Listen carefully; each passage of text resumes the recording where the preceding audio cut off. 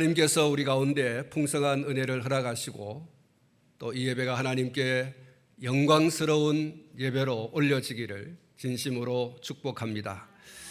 오늘 아침에 저는 본문 말씀을 중심해서 아버지의 통곡이라는 제목으로 말씀을 드리려고 합니다. 오늘 본문에는 다윗 왕이 그의 아들인 압살롬의 사망 소식을 전해 들은 즉시로 마음이 찢어질 듯이 아팠다고 말씀을 하고 있습니다. 그리고 그 아픔은 곧 통곡으로 이어진 것을 기록하고 있습니다. 아들의 사망 소식에 비통함을 감추지 못하고 울부짖는 아버지의 통곡의 소리가 오늘 이 본문에 기록되어 있습니다. 오늘 본문 33절 말씀 가운데 왕의 마음이 심히 아파 문 위층으로 올라가서 우니라. 그가 올라갈 때에 말하기를 내 아들 압살롬아, 내 아들, 내 아들 압살롬아, 차라리 내가 너를 대신하여 죽었다면 압살롬 내 아들아, 내 아들아 하였더라. 오늘 19장 4절 말씀에도 이렇게 말씀을 하고 있습니다. 왕이 그의 얼굴을 가리고 큰 소리로 부르되 내 아들 압살롬이 내 살롬아, 내 아들아, 내 아들아 하니 이렇게 말하고 있습니다. 얼마나 그 마음이 비통하면 압살롬이라고 하는 이름을 거듭거듭 부르면서 내 아들, 내 아들, 내 아들 이렇게 하고 있겠습니까? 말로도 할 수 없는 아픔과 고통, 얼굴을 가리고 울 정도로 그런 그야말로 통곡의 울음을 울었다고 기록을 하고 있습니다. 사랑하는 성도 여러분, 압살롬이 어떤 인물입니까? 역대상 3장 1절부터 9절 말씀에 이 다윗의 가계가 소개되고 있습니다. 드러난 아내만 해도 7명이고 확인할 수 있는 아들만 해도 19명입니다. 그리고 그 밖에 확인할 수 없는 아들들을 포함하면 상당히 많은 아들들, 어떤 분들은 30명이 넘는다. 다윗의 아내와 아들들에 대한 이야기가 이 역대상 3장에 기록이 되어 있는 거죠. 역대상 3장 9절 하반절에 보면 이 외에 또 소실의 아들이 있었더라 이렇게 말씀을 하고 있습니다. 여러분, 이 중에서 압살롬은 마아가라고 하는 여인을 통해서 얻은 아들이고 아들들 가운데 순번을 얘기하면 세 번째 아들이 되어집니다. 그리고 그는 여러 아들들 가운데 남성미가 흐르는 준수한 외모를 가진 아들이었다고 성경이 기록하고 있습니다. 사무엘하 14장 25절과 26절 말씀 가운데 보면 온 이스라엘 가운데서 압살롬같이 아름다움으로 크게 칭찬받는 자가 없었으니 그는 발바닥부터 정수리까지 흠이 없습니다. 그의 머리털이 무거움으로 연말마다 깎았으며 그의 머리털을 깎을 때에 그것을 달아본 적 그의 머리털이 왕의 저울로 200세겔이었더라. 그야말로 그의 외모를 친다고 하면 아들들 가운데서 당연 순번 1번이 될 수 있는 그런 준수한 외모를 가진 아들이었음을 말씀해 주고 있습니다. 그런데 이 아들이 끓어오르는 분을 이기지 못하고 형제들이 보는 앞에서 형 암논을 죽여버렸습니다. 그 일로 아버지 다윗과 심한 갈등을 겪게 됩니다. 그는 자기 누이 다말을 강간한 암논을 죽인 후에 아버지의 낯을 피해서 어머니의 고향으로 가서 3년을 지내게 됩니다. 그리고 그는 요압의 중재로 예루살렘으로 돌아왔지만 2년이라고 하는 세월 동안 아버지의 얼굴을 보지 못했습니다. 그만큼 이 압살롬에 대한 아버지의 그 껄끄러운 마음이 쉬 가시지를 않았던 것이죠. 5년 세월을 그가 아버지를 보지 못한 채 지내게 되어집니다. 그리고 2년이 더한 지난 어느 날 그는 그동안 몰래 사적으로 군사를 길러왔습니다. 그리고 마침내 그 군사들을 대동해서 아버지의 왕권을 차지하기 위해서 헤브론에서 예루살렘으로 진격하게 되어집니다. 압살롬의 이 급습으로 인해서 속수무책 아버지 다윗은 당할 수밖에 없었습니다. 그래서 왕궁을 버리고 도망을 가게 됩니다. 그러나 왕궁을 버리고 도망한 아버지 다윗과 그 일당을 그냥 둘 수 없다 생각한 압살롬이 다시 군사를 정비하고 아버지와 함께하는 그 일당을 소탕하기 위해서 나서게 되어집니다. 그러나 압살롬의 군대는 요압과 아비새와 이때가 이끄는 군대에 의해서 패전을 하게 되고 압살롬 역시 요압에 의해서 그리고 그 청년들에 의해서 처참히 죽음을 맞이하게 됩니다. 이렇게 압살롬은 다윗에게 있어서 언제나 아픈 손가락이었습니다. 그가 형 암논을 죽인 이후 그가 죽을 때까지 아버지에게는 아픔이었고 그가 죽은 이후에도 아버지에게는 말할 수 없는 고통과 아픔의 자식이었습니다. 다윗이 끌어안으려고 하면 할수록 점점점 더 멀어져 갔던 아들이 바로 압살롬이죠. 마침내 아버지의 왕좌까지 탐하여서 아버지에게 칼을 겨누던 아들이었습니다.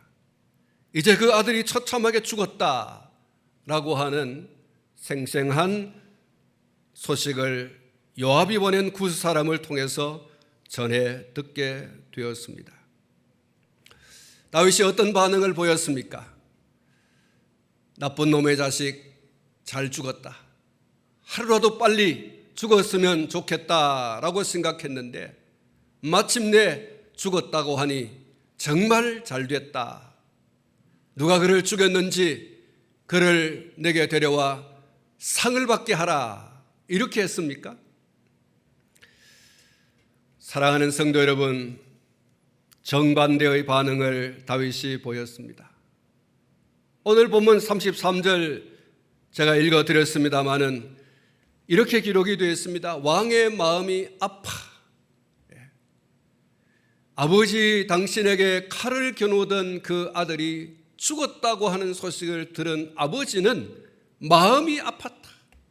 찢어질 듯이 하늘이 무너진 것처럼 땅이 둘러 꺼진 것처럼 그렇게 감정이 억누를 수 없을 정도로 큰 고통, 아픔이었다라고 말하고 있습니다. 이어서 성경은 이렇게 말하고 있습니다. 문 위층으로 올라가서 우니라. 문 위층으로 올라가서 우니라. 사랑하는 성도 여러분, 그는 그곳에서 이렇게 통곡하며 울었습니다. 내 아들 압살롬아, 내 아들, 내 아들 압살롬아. 차라리 내가 너를 대신하여 죽었더라면, 사랑하는 성도 여러분, 차라리 내가 너를 대신하여 죽었더라면, 잘 죽었다. 이게 아니에요. 차라리 내가 너를 대신해서 죽었더라면. 내가 왜 요압을 보내며 아비새를 보내며 이때를 보내며 그 군대를 보내서 너를 사지로 몰아넣게 했던가? 내 마음은 그것이 아니었는데 오늘 내가 아들의 죽음 소식을 듣다니 그는 가눌 길 없는 그 가슴의 아픔을 입으로 토해냈습니다. 여전히 압살롬은 다윗의 아들이었습니다. 내 아들, 내 아들, 내 아들이라고 하는 그 말을 계속하고 있지 않습니까? 왕이 그의 얼굴을 가리고 큰 소리로 부르되 내 아들 압살롬아 압살롬아 내 아들아 내 아들아. 19장 4절에 그렇게 기록이 되어 있습니다.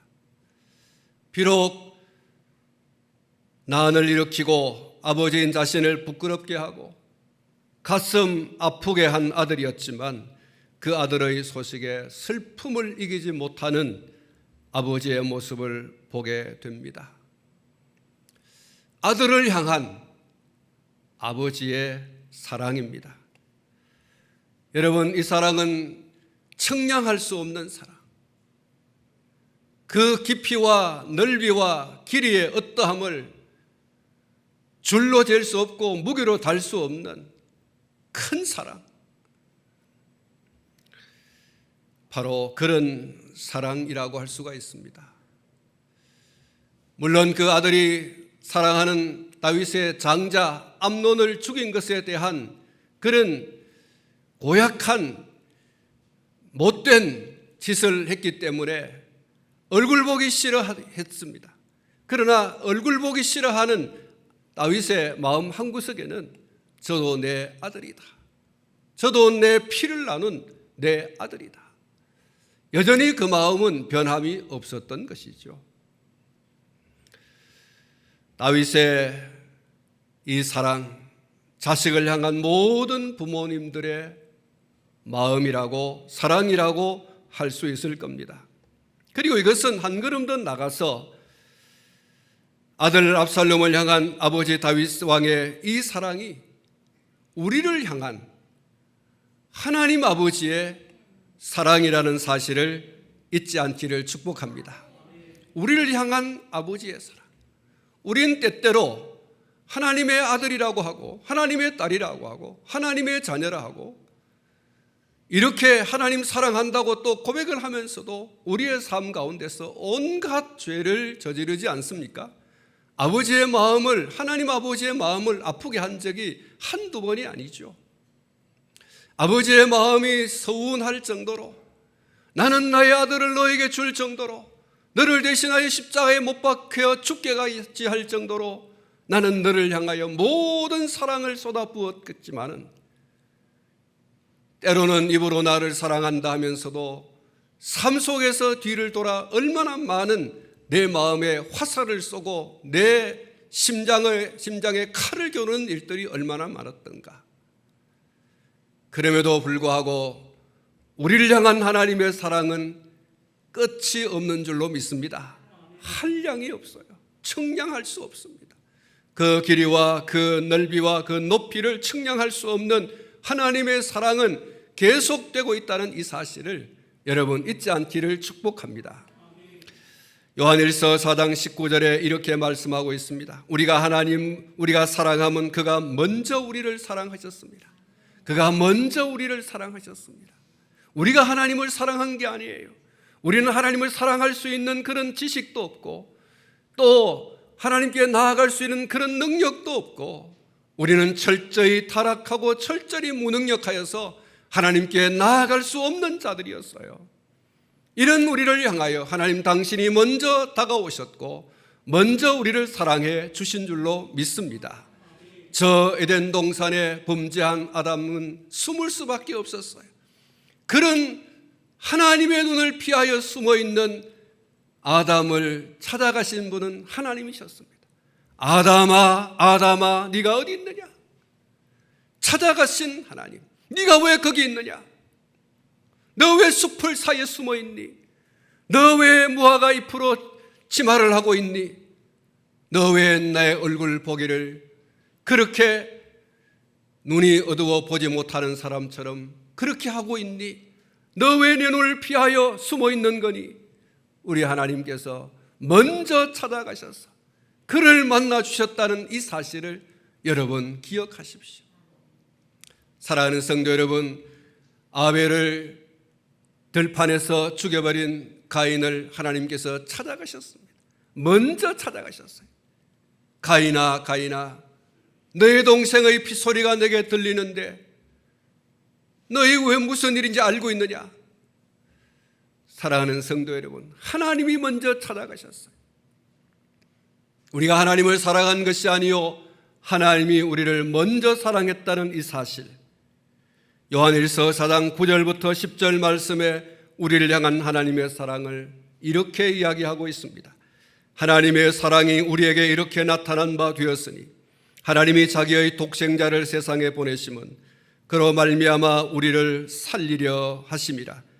사랑은 여기 있으니 우리가 하나님을 사랑한 것이 아니요 하나님이 우리를 사랑하사 우리 죄를 속하기 위하여 화목제물로 그 아들을 보내셨습니다. 그렇습니다. 하나님의 먼저 사랑이 바로 이것입니다. 하나님 당신 편에서 우리가 찾아갈 수 없는, 하나님의 얼굴을 피할 수밖에 없는 이런 우리를 하나님께서 찾아오셨어요. 당신의 아들을 보내시고 그 아들을 우리의 죄를 대신하여 십자가에 내어주는 대속의 제물로 삼으신 것입니다. 우리를 사랑하시되 먼저 사랑하신, 당신의 아들을 주시기까지 하는 사랑, 이 사랑이 하나님의 사랑인 줄로 믿습니다. 바울은 에베소서 2장 4절부터 6절 말씀까지 해서 우리를 향한 하나님의 사랑을 이렇게 표현을 하고 있습니다. 긍휼이 풍성하신 하나님이 우리를 사랑하신 그 큰 사랑을 인하여 허물로 죽은 우리를 그리스도와 함께 살리셨고 너희는 은혜로 구원을 받은 것이라. 또 함께 일으키사 그리스도 예수 안에서 함께 하늘에 앉히시니라고 말씀을 하고 있습니다. 우리가 하나님께 대하여 어떤 존재들이었습니까? 우리가 과연 하나님의 사랑을 받을 만한 조건을 단 하나라도 가진 존재들이었습니까? 그렇지 않습니다. 우리는 단 1도 하나님의 사랑을 받을 만한 그런 자격을 갖춘 가치 있는 그런 존재가 되지 못했습니다. 성경은 이렇게 선포하고 있습니다. 로마서 3장 10절부터의 말씀 가운데 보면 기록된 바 의인은 없나니 하나도 없으며 깨닫는 자도 없고 하나님을 찾는 자도 없고 다 치우쳐 함께 무익하게 되고 선을 행하는 자는 없나니 하나도 없도다. 그들의 목구멍은 열린 무덤이요 그 혀로는 속임을 일삼으며 그 입술에는 독사의 독이 있고 그 입에는 저주와 악독이 가득하고 그 말은 피 흘리는데 빠른지라. 파멸과 고생이 그 길에 있어 평강의 길을 알지 못하였고 그들의 눈앞에 하나님을 두려워함이 없느니라 함과 같으니라. 사랑하는 성도 여러분, 이 로마서 3장 말씀 가운데 없고 이렇게 말하고 있어요. 전적인 타락과 무능력을 말하고 있는 거예요. 의인은 없나니 하나도 없다 그랬어요. 깨닫는 자도 없다 그랬습니다. 하나님을 찾는 자도 없다 그랬습니다. 다 치우쳤다고 말하고 있습니다. 선을 행하는 자는 없나니 하나도 없다고 전적인 타락을 말하고 있는 것이죠. 전적인 부패를 말하고 있는 것입니다. 대신에 어떠하다고 했습니까? 그 입에는 저주와 악독이 가득하고 그 발은 피 흘리는데 빠르고 파멸과 고생이 그 길에 있어 평강의 길을 알지 못했다. 늘 불안하고 초조하고 두려워하고 무서워하고 그러면서도 그들의 눈앞에 하나님을 두려워함이 없다 그랬어요. 자기 마음대로 뜻대로 자행자지하면서 산다는 것입니다. 로마서 3장 23절에 이렇게 말하고 있습니다. 모든 사람이 죄를 범하였음에 하나님의 영광에 이르지 못하더니 라고 했습니다. 하나님께서 바울 사도를 통해서 에베소 2장에서 뭐라고 말했어요? 우리의 치부를 완전히 드러내고 있습니다. 에베소 2장 2절과 3절에 그때 너희는 그 가운데서 행하여 이 세상 풍조를 따르고 공중의 권세 잡은 자를 따랐으니 곧 지금 불순종의 아들들 가운데 역사하는 영이라. 전에는 우리도 다 그 가운데서 우리 육체의 욕심을 따라 지내며 육체와 마음에 원하는 것을 하여 다른 이들과 같이 본질상 진노의 자녀이었더니. 사랑하는 성도 여러분, 에베소 2장에서 바울 사도께서 하나님의 영에 감동하여 우리에게 이렇게 말하고 있습니다. 이 세상 풍조를 따르고 공중의 권세 잡은 자를 따랐다. 자기 마음대로 뜻대로 생활하면서 악한 마귀의 조종을 받고 살아가던, 그래서 결국 뭡니까? 하나님과 원수된 자로 살았다는 거예요. 하나님과 원수된 자로. 에베소 2장 12절에서 이렇게 말하고 있습니다. 그때 너희는 그리스도 밖에 있었고 이스라엘 나라 밖의 사람이라 약속의 언약들에 대하여 외인이요 세상에서 소망도 없고 하나님도 없는 자들이더니. 사랑하는 성도 여러분, 하나님의 사랑을 받을 만한 조건이나 자격이 1도 없다. 제가 읽어드린 이 말씀을 한마디로 요약하면 그것이에요. 하나님의 사랑을 덧입을 만한, 하나님의 사랑을 받을 만한 자격이나 조건이 단 1도 없다. 모든 사람이 범죄했다 그랬어요. 의인은 없나니 하나도 없다. 한 생명도 없다. 전적으로 타락하고 전적으로 부패하고 하나님의 사랑을 받을 만한 자격이 없다. 유대인이든 유대인이 아닌 이방인이든 하나님 앞에 의로운 인생이 하나도 없었다고 성경이 선언하고 있습니다. 다 죄인이고 그래서 다 죽었습니다. 하나님과 관계가 단절되어진 그런 죽음의 상태에 머물러 있었다고 선언하고 있습니다.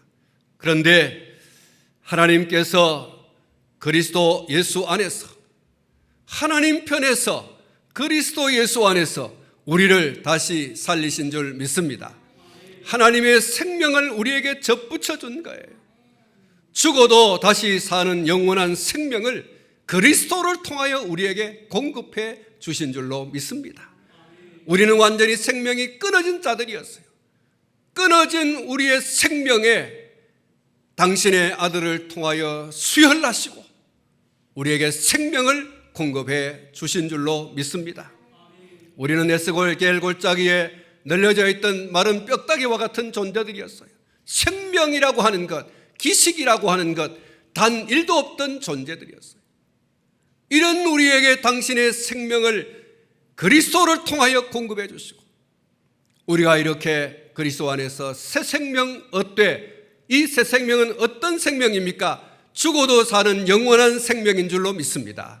죽어도 다시 사는 영원한 생명을 그리스도 예수를 통하여 우리에게 공급하신 분이 하나님이신 거죠. 이것을 우리가 한마디로 뭐라고 말합니까? 우리를 향한 하나님의 사랑이라고 말하는 거예요. 하나님의 사랑이 없었다면, 하나님의 긍휼과 하나님의 자비의 마음이 우리 없었다고 하면 오늘 저와 여러분들은 생명을 얻을 수 없는 자들, 생명을 얻을 수 없을 뿐만 아니라 영원한 생명을 공급받을 수 없었다는 사실이에요. 사랑하는 성도 여러분, 우리는 하나님께 갚을 수 없는 사랑의 빚을 지고 사는 사람들입니다. 이제 여러분, 우리가 어떻게 살아야 하겠습니까? 에베소 5장을 여러분 가운데 소개하려고 합니다. 먼저 1절부터 4절까지 말씀 가운데, 그러므로 사랑을 받는 자녀같이 너희는 하나님을 본받는 자가 되고 그리스도께서 너희를 사랑하신 것 같이 너희도 사랑 가운데서 행하라. 그는 우리를 위하여 자신을 버리사 향기로운 제물과 희생제물로 하나님께 드리셨느니라. 음행과 온갖 더러운 것과 탐욕은 너희 중에서 그 이름조차도 부르지 말라. 이는 성도에게 마땅한 바니라. 누추함과 어리석은 말이나 희롱의 말이 마땅치 아니하니 오히려 감사하는 말을 하라. 할렐루야. 우리의 삶이 성결과 거룩으로 하나님을 닮은, 내가 거룩하니 너희도 거룩하라, 세상 가운데서 구별된 자로 살아가라고 말씀하고 있는 것이죠. 우리가 하나님의 말로 다 할 수 없는 사랑의 빚을 받고 살아가고 있습니다. 이 사랑의 빚을 지고 살아가는 우리의 삶이 어떠해야 되는가? 하나님과 나와의 관계를 바르게 해야 할 것이고 또 사람과 사람과의 관계를 바르게 해야 할 줄로 믿습니다. 하나님을 사랑하는 그 사랑의 고백과 함께 이웃을 사랑하는 그런 사랑으로 여러분, 우리의 삶을 엮어가야 할 줄로 믿습니다. 8절부터 10절 말씀에서 이렇게 말하고 있습니다. 너희가 전에는 어둠이더니 이제는 주 안에서 빛이라. 빛의 자녀들처럼 행하라. 빛의 자녀 열매는 모든 착함과 의로움과 진실함에 있느니라. 주를 기쁘시게 할 것이 무엇인가 시험하여 보라. 15절부터 이렇게 말하고 있습니다. 그런즉 너희가 어떻게 행할지를 자세히 주의하여 지혜 없는 자같이 하지 말고 오직 지혜 있는 자같이 하여 세월을 아끼라. 때가 악하니라. 그러므로 어리석은 자가 되지 말고 오직 주의 뜻이 무엇인가 이해하라. 술 취하지 말라. 이는 방탕한 것이니 오직 성령으로 충만함을 받으라.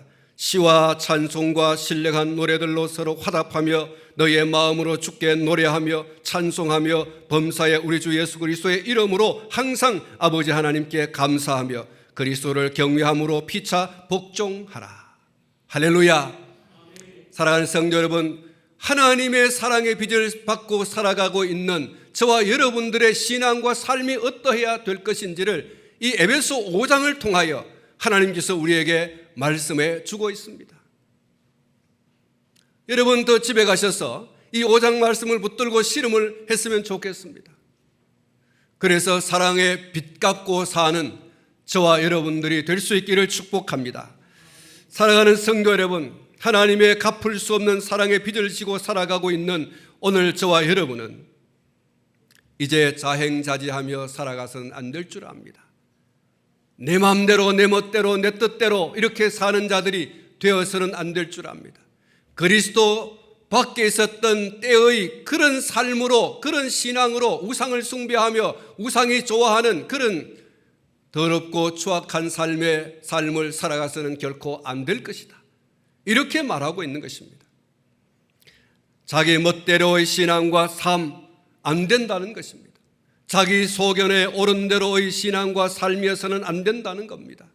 철저히 하나님의 말씀에 의지한, 하나님을 중심한, 하나님의 말씀이 우리의 발이요 등이요 길의 빛이라고 했습니다. 말씀을 붙들고 그 말씀에 의지하여 하나님을 중심한 이런 삶을 오늘 저와 여러분이 살아가야 할 줄로 믿습니다. 이 신앙과 이 삶이 우리가 하나님께로부터 받은 바 갚을 수 없는 빚을 지고 그 빚을 갚으려고 살면서 살아가는 성도의 신앙이요 삶인 것을 기억해야 되겠습니다. 이미 알고 있습니다마는 더 하나님의 말씀인 성경을 읽고 더 하나님의 말씀인 성경을 묵상함으로 우리의 신앙도 우리의 삶도 하나님께서 기뻐하시는 이런 신앙으로 그리고 더 승화되어진 이런 신앙과 삶으로 아름답게 지어져 가야 할 것이고 엮어져 가야 할 줄로 믿습니다. 사랑하는 성도 여러분, 하나님의 말씀으로 돌아가시기 바랍니다. 하나님의 말씀을 붙들고 사랑의 빚을 지고 살아가는 내 삶이, 내 신앙이 어떠해야 하는가 답을 찾고 그 답을 붙들고 살아간다면 우리는 사랑의 빚을 지고 살아가고 있지만 그러나 그 빚 갚고 살아가는 성도가 되는 줄로 믿습니다. 물론 다 갚을 수는 없어요. 어떻게 우리가 하나님의 사랑의 빚을 다 갚을 수가 있겠습니까? 그러나 사랑을 받은 자로서의 그 감동과 그 감격 가지고 살아가는 한순간 한순간 그 삶은 하나님께서 보시기에 얼마나 귀하게 보시는 삶인지, 얼마나 더 하나님의 소유를 쏟아 부어도 괜찮을 그런 삶과 신앙을 살아가고 있는지 우리 하나님 아십니다. 할렐루야. 이런 신앙과 삶이 될 수 있기를 주님의 이름으로 축복합니다. 기도하겠습니다. 하나님 아버지,